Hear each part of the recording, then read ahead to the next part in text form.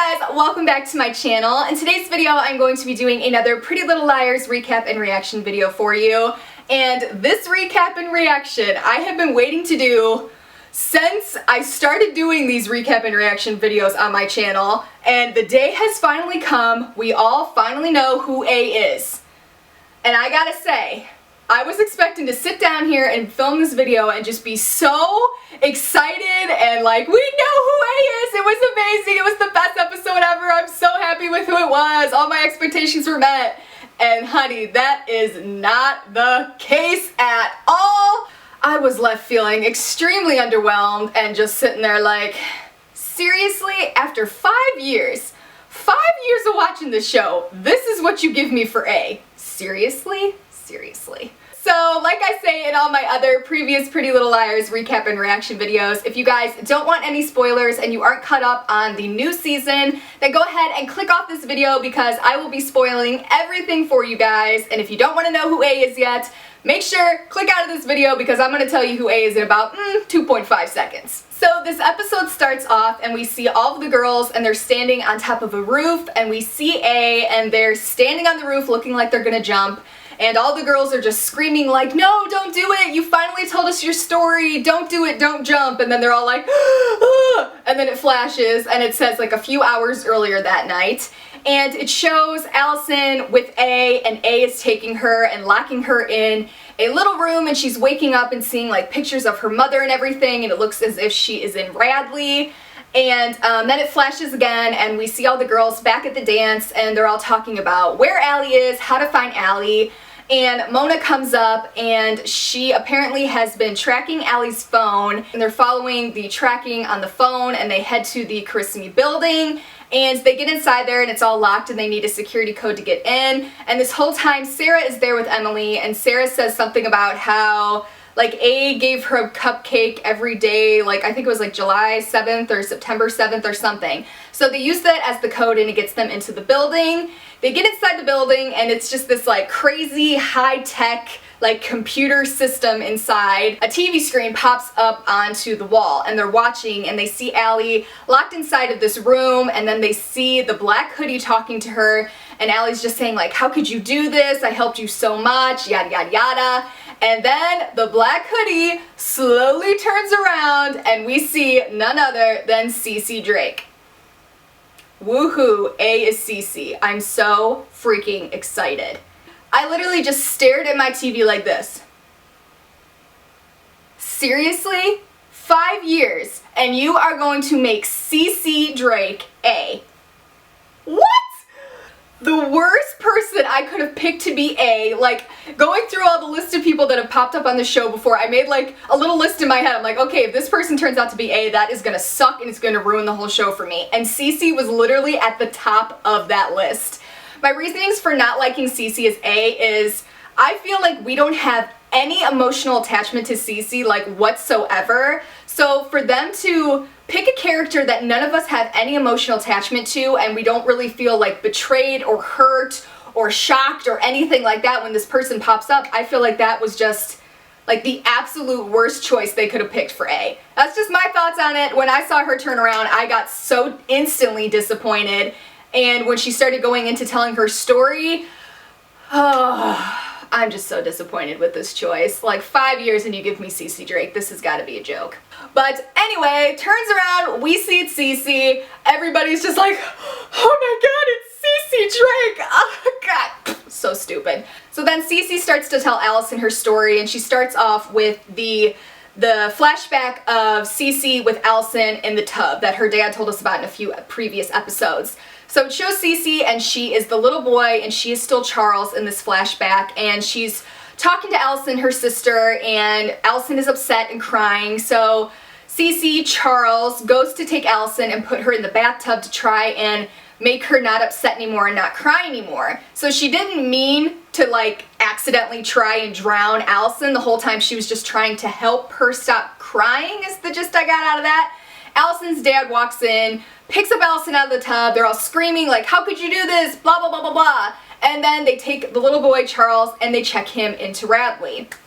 So at this time, when he gets checked into Radley, we see that he becomes friends with Bethany Young. So that is how Bethany Young has tied into this whole story, and that finally all made sense, that Bethany Young was in Radley the same time as Charles, Cece, and they were friends. That's how this is all tied in. Cece is telling Alison about how she never felt like she was in the correct body and how she always wanted to be a girl. So Bethany and Charles are on the roof and they're talking, and Charles is wearing a dress and he's dressing up in the girl's clothes, and they're just talking about it, and then all of a sudden Toby's mom walks in. So Bethany is just like, just go hide, I'll take care of it.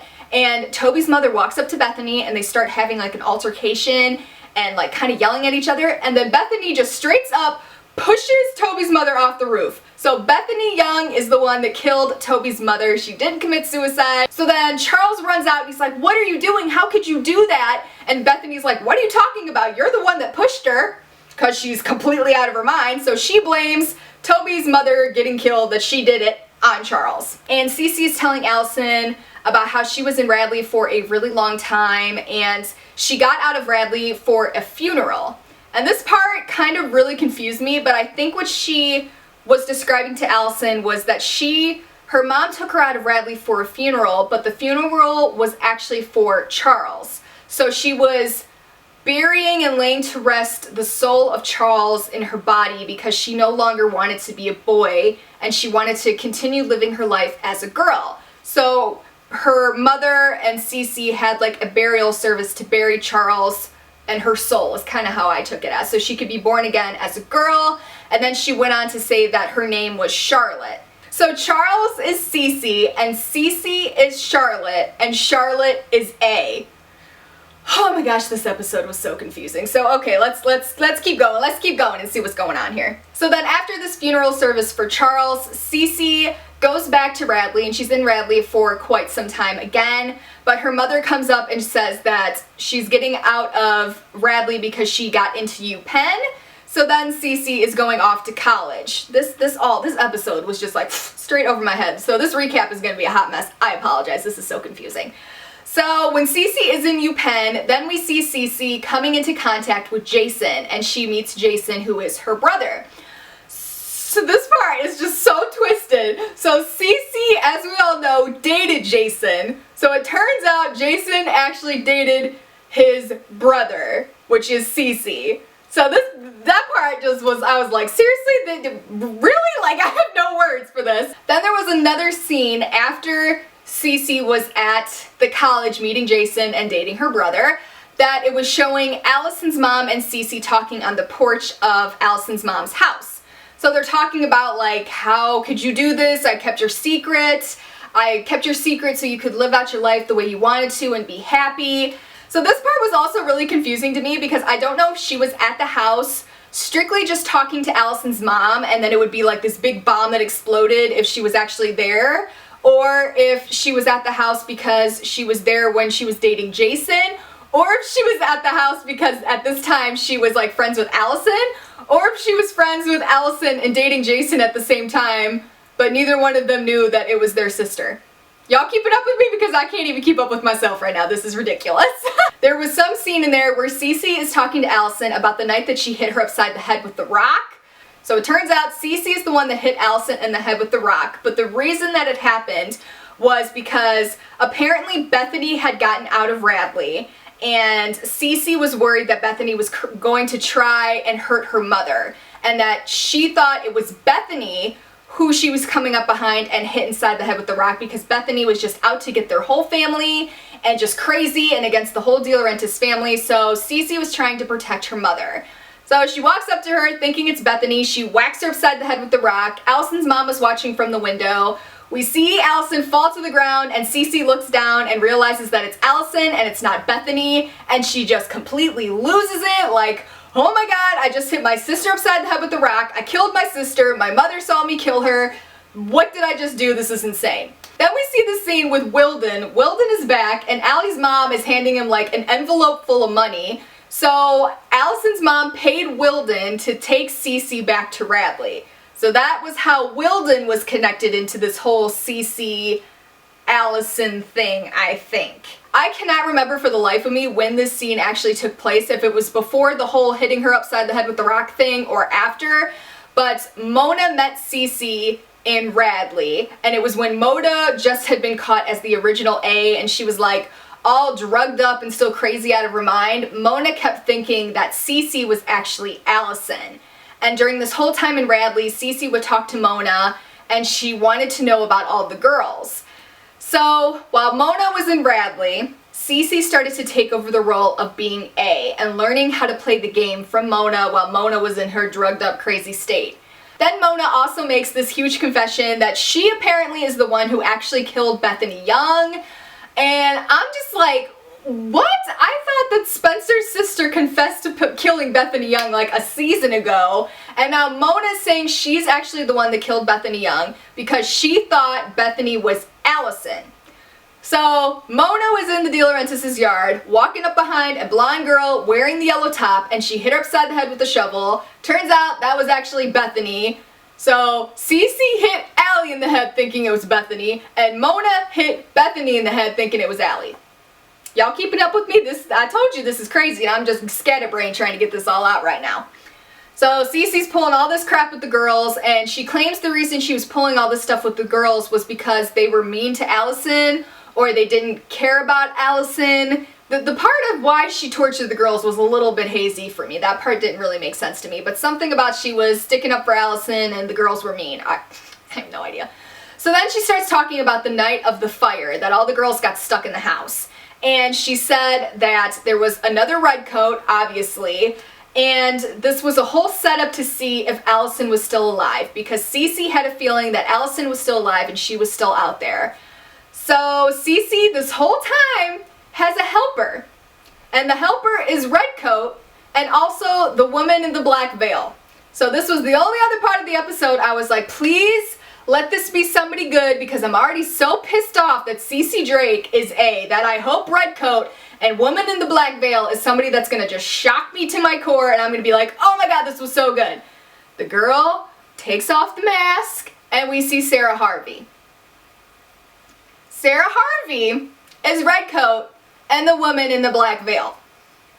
This Sarah Harvey chick, we know like nothing about her. She's literally been on the show for maybe like what, 5 episodes, if that. We have no emotional attachment to this character whatsoever.